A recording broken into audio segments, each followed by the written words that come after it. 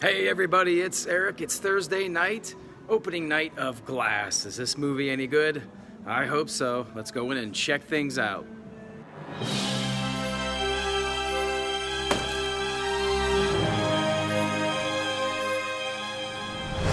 Glass, rated PG-13, 2 hours and 9 minutes. I saw this thing in IMAX 2D. I would highly recommend IMAX 2D. This will be a spoiler-free review. I will try. I will be successful. Yeah, I think we need to do a spoiler review for this movie. So let me know what you think. I could probably do one in a few days. There's a lot to talk about. This movie stars Bruce Willis, who plays David Dunn, and Spencer Clark, who plays his son Joseph Dunn. We know them from Unbreakable all the way back in 2000. This movie also stars Samuel L. Jackson as Glass, and his mom is back, played by Charlene Woodard. I think I said that right, and they're back from Unbreakable. This movie also stars James McAvoy as Kevin Wendell Crumb. Yes, from 2016's Split, and Anya Taylor-Joy, who played Casey Cook, his friend, we'll say that. If you haven't seen those movies, Unbreakable or Split, I'd encourage you to maybe see those movies first and then come back here so we can talk more, okay? I gave you your chance, all right?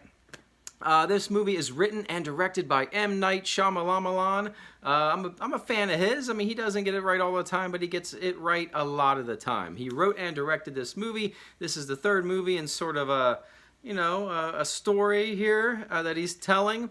I loved Unbreakable. I loved it. Quentin Tarantino calls Unbreakable one of the true masterpieces of our time, and I'm not going to disagree with Mr. Tarantino.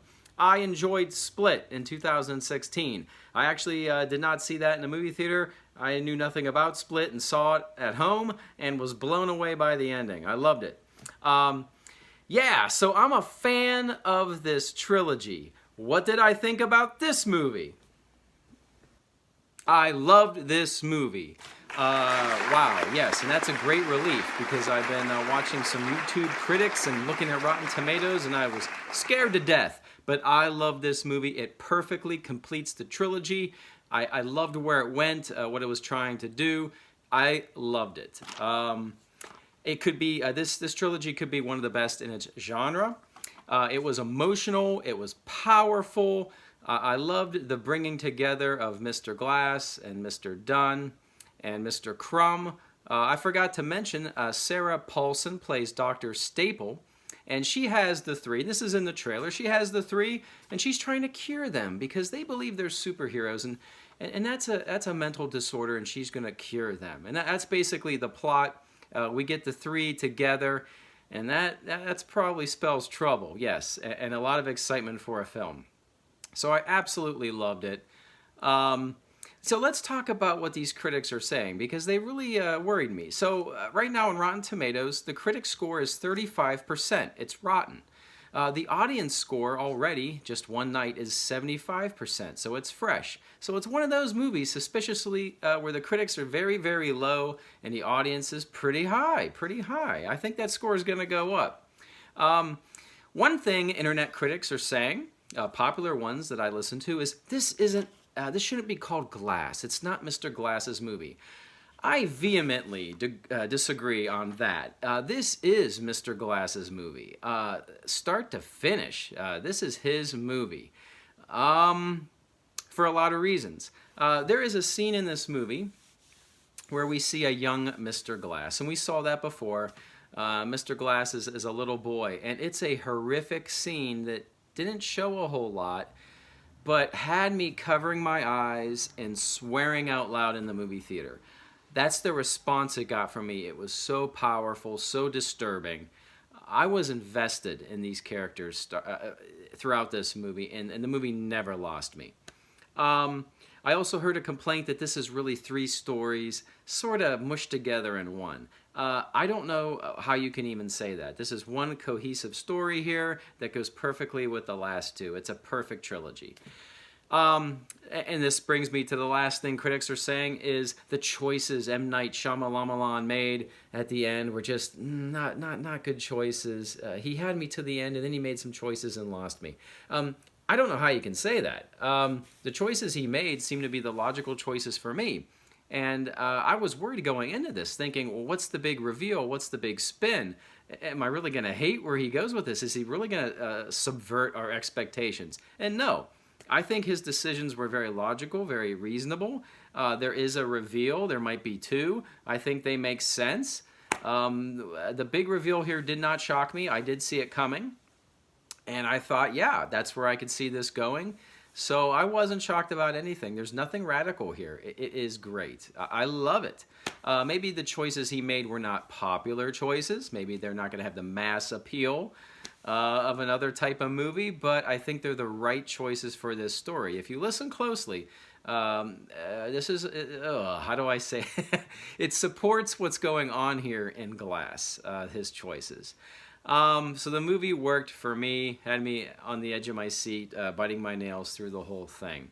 The acting, everybody here is bringing it. Everybody here I mentioned, the performances are fantastic. Again, IMAX 2D, let's talk about the sound design. You got to see it in IMAX because the sound design was really good. The transitions or some jarring moments, I just love the sound design. The score. All our themes, our characters have themes as they should for this type of movie, and I love the themes. I love the soundtrack. The score was great. The script is great. The dialogue is great. I love what everybody did. Let's talk about some standouts. So James McAvoy is pretty darn awesome. Samuel L. Jackson is great in this. He's actually very sympathetic at times in this movie. I really felt for him, even though maybe you shouldn't. And James McAvoy, holy heck, never ceases to amaze me. Just it's a joy watching his performance. Yeah, everyone is great.